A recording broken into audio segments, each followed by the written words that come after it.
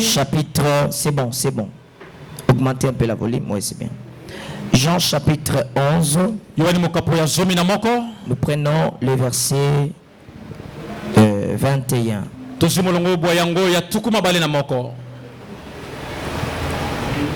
Nous commençons par les versets 20 jusqu'au verset 21. Lorsque Marthe apprit que Jésus arrivait, elle alla au-devant de lui, tandis que Marie se tenait assise à la maison. Marthe dit à Jésus: Seigneur, si tu eusses été ici, mon frère ne serait pas mort. Mais maintenant, je sais que tout ce que tu demanderas à Dieu, Dieu te l'accorde.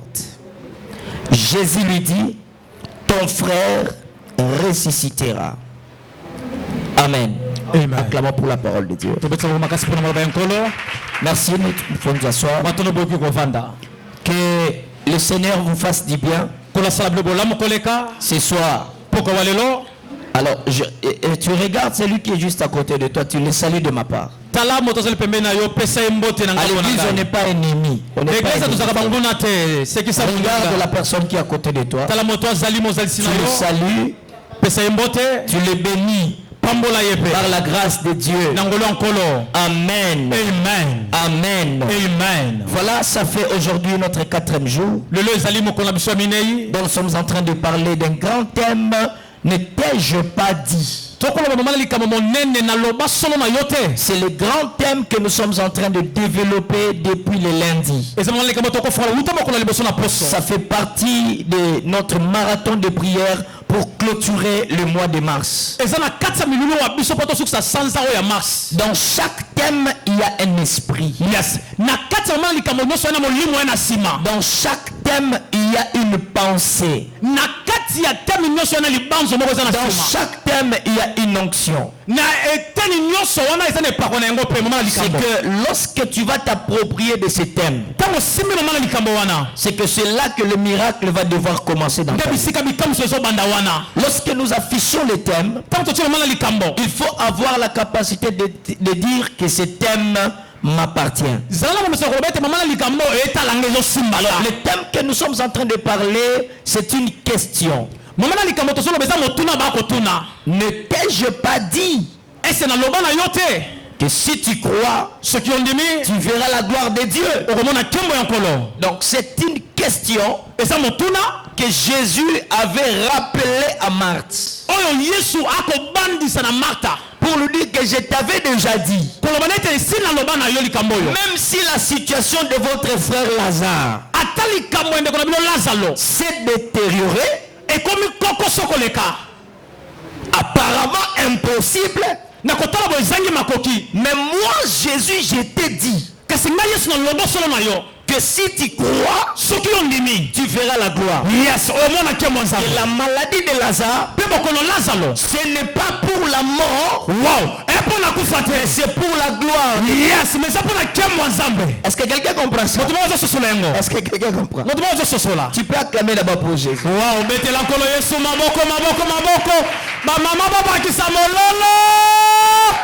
Oh mon Dieu.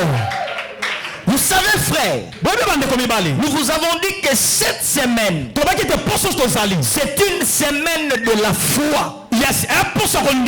La semaine dont nous allons exercer notre foi. Car sans la foi, nous ne pouvons rien faire. Qu'est-ce que tu peux voir dans ta vie sans que tu aies la foi?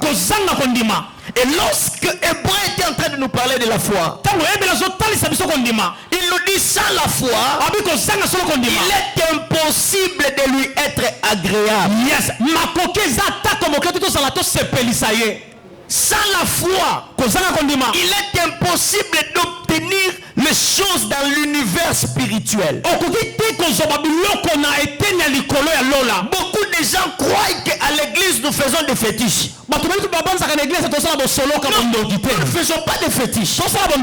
Les choses nous sont opérées parce que nous exerçons la foi. C'est pourquoi nous ne pouvons plus faire des Là où il y a la foi, il n'y a pas les efforts physiques. Là où il y a la foi, il n'y a pas de cérémonie. Là où il y a la foi, c'est la facilité, frère. Le problème, c'est que tu augmentes ta foi. Qu'est-ce que tu fasses? Augmenter ta foi. Et tu changes ta manière de voir les choses. Donnez-moi un amen bien. Amen. Alléluia. Yes. Je vais parler à une personne que dans les évangiles, tous les miracles que Jésus avait fait, c'était que la démonstration de la foi.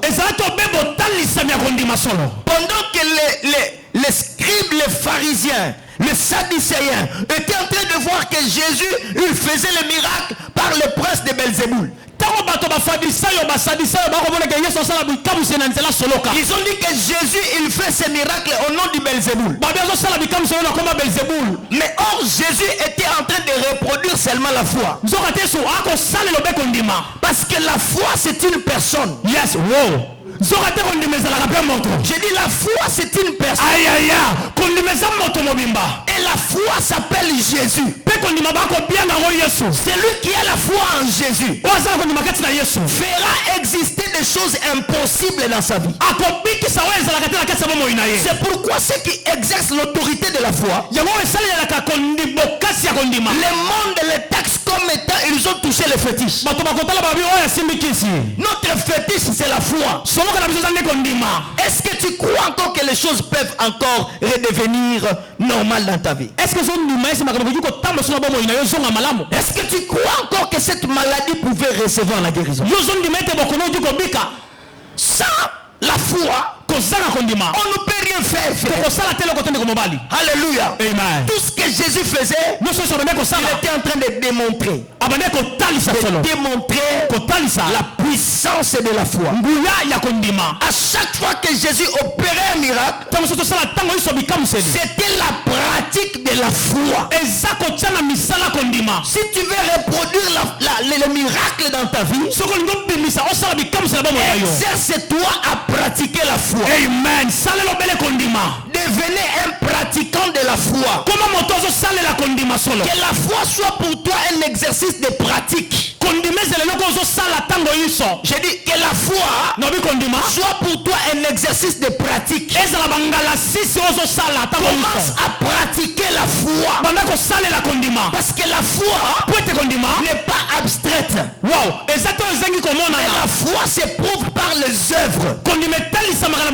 Or, les œuvres c'est quoi? C'est la manifestation de la parole de Dieu dans la personne. C'est que tu dois toi-même reproduire, manifester la parole. À chaque fois quand Jésus opérait le miracle, il pratiquait la foi. Et il dit, tel qu'il est, tel que nous sommes. C'est que nous aussi, si nous pratiquons la foi, nous pouvons faire des choses comme lui. Amen. Je souligner une chose. La foi est la seule chose qui pouvait nous faire les choses comme Jésus. Si nous voulons entrer dans la dimension du surnaturel, entrons dans la dimension de la foi. La foi est la seule chose qui permet de faire comme Jésus. Et il n'y a rien qui ne peut faire plaisir à Dieu lorsque la personne fait totalement confiance à l'Éternel. Est-ce que quelqu'un comprend? Est-ce que quelqu'un comprend cette chose?